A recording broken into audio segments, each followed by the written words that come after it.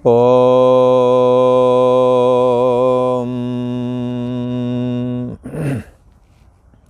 श्री योग वासिष्ठ के उत्पत्ति प्रकरण में श्री वशिष्ठ जी महाराज बोले, हे राम जी, संसार ब्रह्म का रचने वाला जो मन है उसका ज्ञान रूपी अग्नि से नाश होता है। हाँ, ये संसार रूप ब्रह्म किसने बनाया है?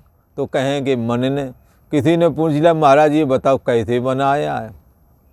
इस मन जो संसार बनाता है वो कैसे बनाता है? ऐसी जिज्ञासा होने पर कहते हैं, पहले तो ये समझो किसने क्या बनाया है। जीव व ईश्वर दो ही चीज़ें हैं। जीव तो सारे लोग जितने भी परछिन्न नाम हैं, देह में जीने वाले सब जीव हैं, परंतु सारे जीवों को मिलाकर ये जो कल्टू ईश्वर कहा जाता है। जैसे जंगल का एक पेड़ जीव की तरह है और सारे पेड़ मिला दो तो जंगल है, सारे पेड़ मिला दो तो जंगल यानी ईश्वर की जगह है। जंगल सारे पेड़ों का जो अभिमान करता है, जो समस्त पेड़ों को अपनी मैं जानता है, उसका नाम है जंगल। बोला तो अब जंगल में कौन कौन पेड़ होते हैं भाई? तो उसमें बेरी होती है, शीशम, सागौन, हाँ पता नहीं कितने अनगिनत पेड़ हैं, आम, महुआ वगैरह, ये सब पेड़ अनगिनत पेड़ हैं। एजुकल टू जंगल। सारे पेड़ जहाँ हों उसको कहेंगे जंगल। और जब एक पेड़ को पकड़ के कहेंगे ये किसका, तो कहेंगे ये आम का पेड़, ये अमरूद का पेड़, ये खैर का, ये शीशम का, ऐसा बोलेंगे। परंतु जब उंगली उठा कर के कहेंगे ये क्या है जो हजारों किलोमीटर चला गया है, कहेंगे ये जंगल है। जंगल में फलदार पेड़ भी होते हैं, कांटेदार पेड़ भी होते हैं, बड़े सुंदर सुंदर औषधियाँ भी होती हैं। सारे को मिलाकर के जंगल कहा जाता है। ऐसे ही बंधुओं, संसार एक जंगल की तरह है। इसमें मनुष्य, स्त्री और पुरुष करके दो समझदार पेड़ हैं भला, और गाय, भैंस, बिच्छू, सांप, शेर, चीता, मांस भक्षी, औषधि खाने वाले हैं। इस तरह से सारे में जो समाया हुआ है, सारे की मैं, जिसको लगे अपनी मैं, उसका नाम है ईश्वर। उसको कहते हैं विराट। ये विराट पुरुष सब में समाया हुआ है। उसने, ईश्वर ने, जो सारे जगत का रूप है, सारे जगत की जो मैं है वो ईश्वर की मैं है। ईश्वर को लगता है कि ये सब मैं हूँ, इसीलिए उसको पहले वो एक ही था। एको हम बहुश्याम प्रजाए में बहुत रूप हो जाऊं, इसलिए बहुत रूपों में भी ईश्वर ही है। इसीलिए तो संतों ने कहा ये जग हरि का रूप है, परमात्मा श्री हरि विष्णु का रूप ये सारा जगत कहा गया है। कहा ही नहीं गया, संतों ने देखा है। क्या देखा है? कि सब में एक समाया हुआ है, एक नूर से सब जग उपजा। उन्होंने अनुभव किया, अरे सारा का सारा जगत तो एक ईश्वर रूप नूर से, एक ईश्वर रूप, हाँ, जो वो कहते हैं ईश्वर करके जो चैतन्य ब्रह्म है, उससे सारा जगत उदय हुआ है। कोई उसे नूर कहता, कोई हीरा कहता, कोई कुछ कहता है। उसी का आराधना करना चाहिए। उसी में ऐसा हुआ कि मैं एक से बहुत रूप हो जाऊं, तब उसकी प्रकृति विघटित हो गई। अब विघटित हो गई, और प्रकृति, पहले तो प्रकृति एक ही थी, हाँ, और उससे जब झांक रहा था तब कहते एको हम। फिर प्रकृति ने अपने को विघटित किया और हमारे आपके मन बन गई, और मन बन गई जब, तो सभी मनों में मैं हूँ, मैं हूँ, मैं हूँ, मैं हूँ। जो ईश्वर एक जगह एको हम करके दिख रहा था, वो ऐसे ही हो गया जैसे जंगल के समस्त पेड़ अलग अलग मैं हूँ बोलें, ऐसे ही हाँ स्त्री पुरुष और जानवर कीट पतंग सबको मैं हूँ लगता है। ये सबकी मैं ईश्वर की मैं है। ईश्वर जो है एक है, चूंकि एक माया है उसको स्वीकारता है, पर माया जब विघटित हो जाती है तो बहुत श्याम प्रजा बहुत रूप हो जाता है। तो ईश्वर ने तो देह और जगत बनाया, और मन ने क्या बनाया? मन ने नाते बनाए, रिश्ते बनाए। मन एवं मनुष्याणाम कारणम बंध मोक्षय, बंधन और मुक्ति का कारण तो मन ही है। ईश्वर ने स्त्री पुरुष आदि करके ये सब बनाए हैं, परंतु जीव ने नाते बनाए। इसलिए इक्षणादि प्रवेशांता सृष्टि ईशेन कल्पतः। ईश्वर ने सृष्टि बनाई तो जीव ने संसार बनाया। तो जीव क्या है? सच्चे अर्थों में जीव तो मन ही है। मन ने क्या बनाया है? तो कहते हैं मन ने संसार बनाया है। संसार किसको कहते हैं? मैं और मोर तोरता माया, ये मैं हूँ, ये मेरे हैं। बनाया तो ईश्वर ने है। स्त्री पुरुष मैं अहम, ये स्त्री है, ये पुरुष है, ये अहम हूँ, ये इदम है।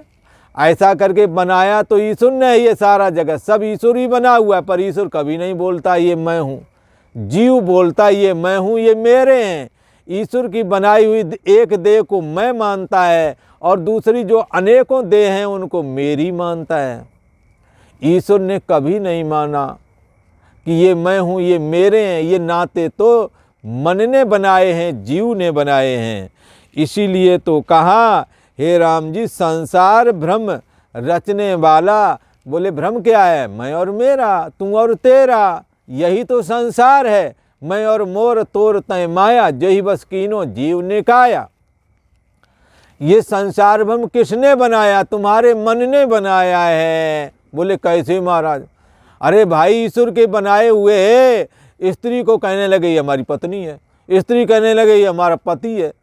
ईश्वर कहता कि ये हमारे तो समझ में भी आता था, पर ईश्वर ने बना दिया, तुम नाते जोड़े फिर रहे हो। संतों से पूछा ये कैसे झंझट निकलेगा? तो बोले उधर से तोड़ो इधर जोड़ो। संसार से मैं मेरा तू तेरा का रिश्ता दूर करो, और परमात्मा से नाता जोड़ना है। इसलिए श्वास सड़क पर चलें संत जन। श्वास के माध्यम से चैतन्य सत्ता को सोहम सोहम की झीनी धुन से अपनी सुरति जगाना है, और मोह माया से अपने को दूर रखना है। संसार भ्रम का रचने वाला कौन है? मन है। मन ने जब चाहा तो कोई स्त्री तुम्हें पत्नी बन के दिखने लगी, पुत्र बन के दिखने लगा। ये जमीन जायदाद हमारी है, ये अपने, ये पराए हैं, ये घर बार है, ये परिवार है। ये सब किसने रचना की है? तो कहेंगे तुम्हारे मन ने। तुम ना चाहते तुम्हारा विवाह कौन कर देता? तुम ना चाहते तुम्हारी पढ़ाई कौन पढ़ा देता तुम्हें? ये तो तुमने चाहा तब हुआ। तुमने ज़मीन खरीदनी चाहिए, मकान बनाना चाह, तभी वो खरीदा गया, बिक्री भी किया गया। ये सब काम सब किसने किया? तुम्हारे मन ने किया है।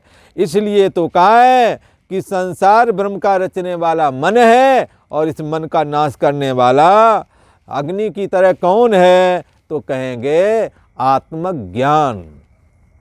आत्मा के ज्ञान के द्वारा, कौन सा ज्ञान? आत्मै वेदम सर्वम। आत्मा ही सर्व रूप है, सब में समाया हुआ है। अविनाशी तू तद विद्धे एन सर्वमिदं ततम। अविनाशी तो उसको समझना चाहिए जिससे ये सारा जगत व्याप्त है। किससे व्याप्त है? परमात्मा से व्याप्त है।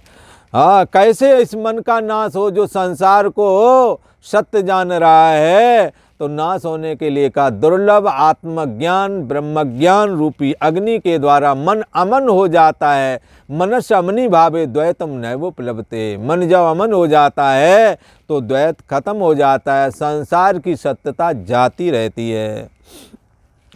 आत्मसत्ता का नाश कैसे हो? शरीर का नाश हो जाता है, पर अविनाशी तू तद्विद्धि निसर्मिदम ततम। जो सब में समाया हुआ है वो अविनाशी है। जैसे समस्त लहरों में जो समाया हुआ है वो H2O मात्र पानी है, उसका नाश नहीं होता। लहरें ही बनती और बिगड़ती हैं, मिटती हैं, पर आत्म स्वरूप जो चैतन्य आत्मा है इसका नाश नहीं होता। जैसे पानी में लहरें नष्ट होती, पानी नष्ट नहीं होता, ऐसे ही हे राम जी देश काल और वस्तु से मन का निश्चय विपर भाव को प्राप्त हो जाता है। कई बार दूसरों की धन पुत्र स्त्री आदि देख करके वैराग खत्म हो जाता है, विपर्य आ जाता, क्या ये मैं हूँ, ये मेरे हैं, बस उसी में घुल मिल गए, तो विपरीत भाव आ जाता है देश काल के अनुसार। जब काम सतावे तो स्त्री प्रिय लगे, और लोभ सतावे धन प्रिय लगे। काम बिगड़ जाए तो देखो फिर क्रोध कैसे आता है। इसलिए कहते हैं हे राम जी देश काल के अनुसार इसमें भी अंतर पड़ जाता है। ये दुर्लभ ब्रह्म ज्ञान के द्वारा इस मन का नाश हो जाता है, कल्पित रूप जन्म का भी नाश हो जाता है। देश काल के अनुसार विपरीत स्थिति तो प्राप्त हो ही जाती है। जैसे कोई एक ऋतु बदल जाए, बरसात का सीजन आ जाए तो दूसरी तरह से हो जाएगा, सर्दी का आया मन दूसरी तरह का हो जाएगा। इसी प्रकार साल में 6 बार ऋतु परिवर्तन होता है, उसी के अनुसार मन भी बदलता रहता है। चाहे अनेक यत्न करे परंतु राम जी ज्ञान के बिना ये मन नष्ट नहीं होता। मनस्य अमनी भावे द्वैतम नैवो लभते। जब मन अमन हो जाता है तब ही अहंकार का नाश होता है। हे राम जी कल्पित रूप जन्म का नाश तब तक नहीं होता जब तक कि मन विद्यमान है। जगत के पदार्थों से आत्मसत्ता कैसे नाश को प्राप्त हो, बल्कि आत्मसत्ता के रहते तो जगत का पदार्थों का होना ना होना संभव है। परंतु आत्मा इनके होने ना होने का मोहताज नहीं है। इसलिए शोक किसी का ना करना राम जी। हे महाबाहो तुम तो विशुद्ध नित्य शुद्ध अविनाशी परम अविनाशी पुरुष आत्मा हो, ब्रह्म हो, तुम ही विष्णु हो जो सब में समाया हुआ है। यह जो संकल्प वासना से तुम में जन्म मरण आदि भासता है, लगता है मैं जन्मा हूँ, अब मैं जवान हो गया हूँ, अब मैं बुढ़ा हो गया, अब मैं मर जाऊंगा। ये जो जन्म मरण आदि भासते हैं राम जी ये भ्रम मात्र हैं। इससे इस वासना का त्याग करके तुम शुद्ध चिदाकाश में स्थित हो जाओ, जो चैतन्याकाश है, जो हमारी और आपकी बुद्धि देश का आश्रय और प्रकाशक है, जो शुद्ध चेतन मात्र है। उसी में तुम स्थिति प्राप्त कर जाओ। उस चेतना में स्थिति प्राप्त करना है जिसको बुद्धि नहीं जानती है, जो बुद्धि को जानता है। यो बुद्धि परतस्तुषा, जो बुद्धि से परे है, जो समस्त जीव चराचर की बुद्धि का आश्रय और प्रकाशक है, सबकी बुद्धि का होना ना होना भी जिसके द्वारा जाना जाता है उसको चिदाकाश कहते हैं। ये तो जड़ आकाश है परंतु वो चैतन्य आकाश है, जिससे समस्त जीव चराचर की बुद्धियां भी अहम अस्मि ऐसा कहने में समर्थ हो पा रही हैं।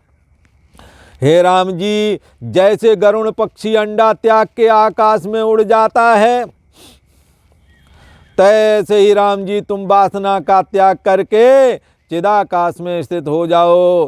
हे राम जी शुद्ध आत्मा में ये मनन कलना फुर रही है, बस यही मन है, और वह मनन शक्ति इष्ट और अनिष्ट से बंधन का कारण बनती है। जब अनुकूल होती है तो उसमें उससे प्रसन्न होते हैं, प्रतिकूल होती है तो दुख होता है, बंधन में आ जाता है जीव।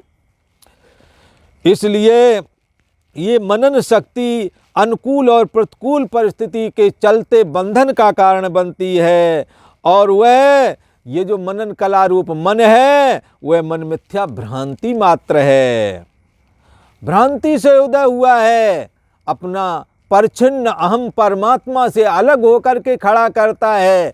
जैसे स्वप्न अवस्था का देह दिखता बरह होता नहीं, तैसे ही राम जी ये मिथ्या मन हाँ, भ्रांति मात्र शरीर को धारण किए हुए है।